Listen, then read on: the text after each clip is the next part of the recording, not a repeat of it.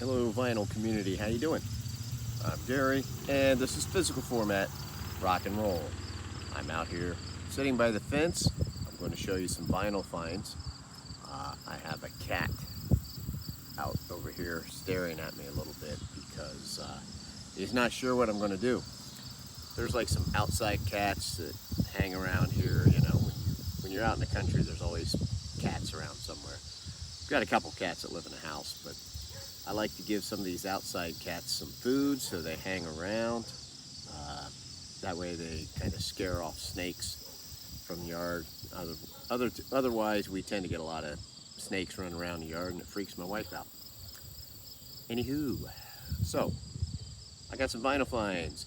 I've got some pretty good ones, some interesting ones, and one that turned out to be a bit of a dud. So let's start with the dud first. That would be this one, The Best of the Animals. Now the album itself, that's not a dud, but the record is, the vinyl is.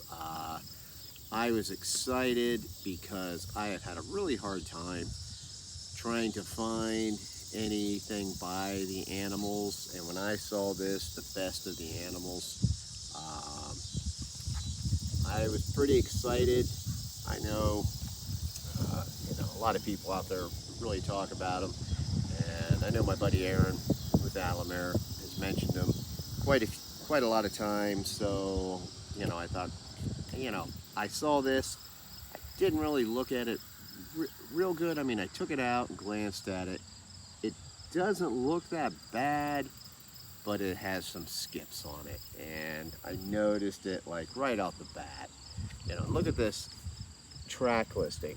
You can see why I was kind of excited about getting this, and unfortunately I will keep looking for a better copy. Some of the songs are okay, they don't have a problem, but there are some skips in the record, and that just drives you nuts. You take your chances sometimes, right, when you're digging through crates. Here's another one I found. I've never seen this one before.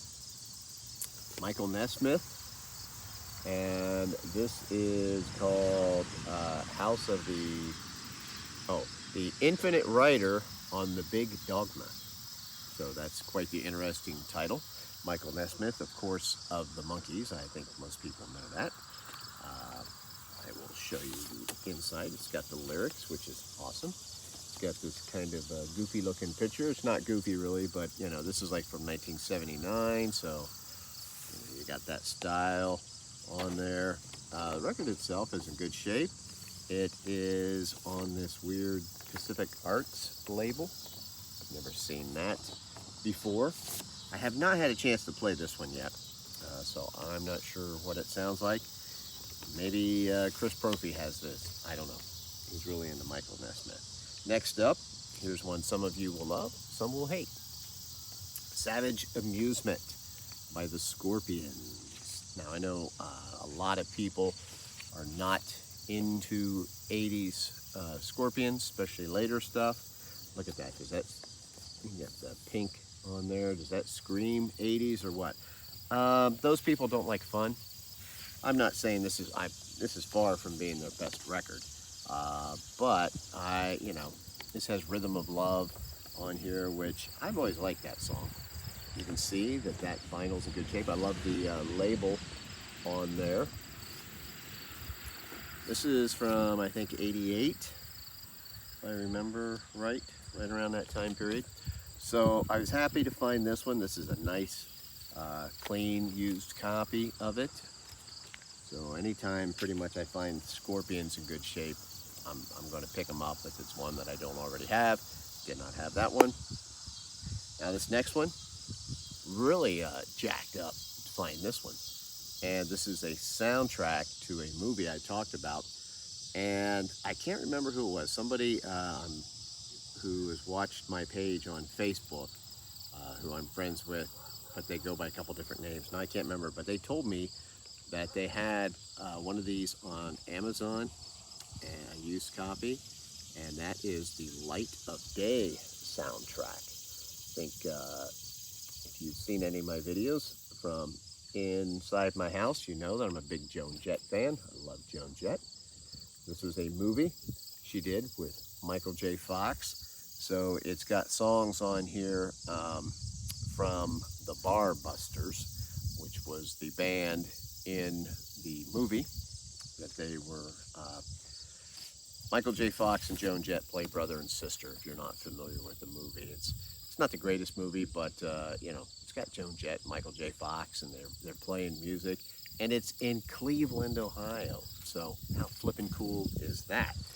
You can kind of see through that. I love that Black Hearts label. As you can see, that's really clean. So this is awesome. It's got other songs by other bands on here,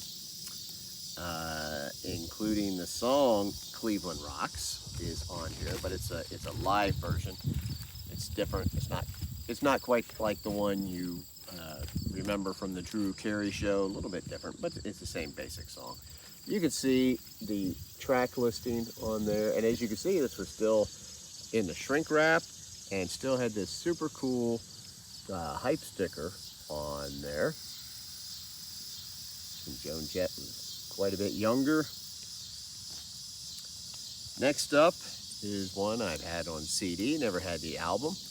Alice Cooper, From the Inside. One of the more iconic album covers that you see. I love this album cover. It's fantastic. And this, of course, is the album he worked on with Bernie Taupin, Elton John's co-writer. I'm not going to open this all up because, you know, it's quite the ordeal. But this opens up, and the back of it opens up. This is during his time period where he made a few albums that were, you know, kind of almost like show tunes at points. A lot different than some of his earlier stuff, but this is still a very enjoyable album. I like this. It's all about him when he checked in to rehab, you know, rehab, mental hospital, whatever. All the songs are kind of based around that, so they all tie in together. It is a bit of a concept album, and I like it. Next up, now here's one. Now when I saw this, now the back of this album jacket looks like hell, but I saw this, Sonny Boy Williamson and the Yardbirds, and I looked at the record itself, and that's on Mercury. As you can see, look, that record's in really good shape, and I had never seen this before. What it is Sonny Boy Williamson, of course, is famous harmonica player and singer. He sings and plays harmonica, and the Yardbirds back him up on this. This is a live album, and it sounds pretty much exactly how I thought it would sound. So very happy to get this. I really enjoy this. I took a chance on it. Like I said, the back of it, the back cover, it's all ripped up and everything. And I thought I was really finding something rare, and I kind of looked on Discogs. Not quite as rare as what I thought, but still, I'd never seen it out there in the wild. So when I saw that, I had to pick it up. And then my last one here was not actually from a crate. I bought this at a record store, but this is a new release, and it's the best of the Psychedelic Furs. And you can see the track listing on that. And if you look at the reflection of my iPad, and I like the Psychedelic Furs. I probably like them more now than I did back in the day. I think so. When I saw this, you know, on vinyl, I thought that's a no-brainer. I'm picking this up, and very enjoyable. I've already listened to this, and I like it. So I would recommend that to those of you out there who might be so inclined. Anyway, there goes a loud truck. That is my latest edition of Vinyl Finds. Let me know what you think about some of these finds. And I thank you very much. I appreciate you tuning in. I'm Gary. This is is physical format rock and roll. Remember, I do have a presence on Facebook and Twitter. Till the next time, my friends, I will see you down the road.